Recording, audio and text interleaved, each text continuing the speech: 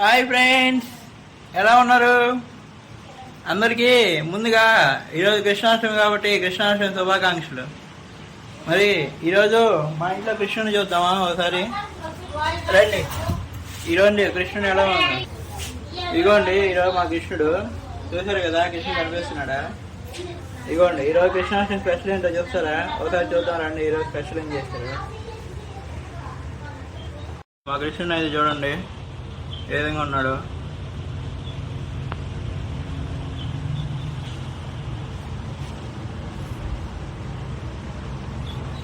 మరి ఈరోజు కృష్ణుడి కోసం ఇది వచ్చేసి అటుకుల పాయసం, దద్దోజనం, అదేవిధంగా ఫ్రూట్స్ పెట్టాము.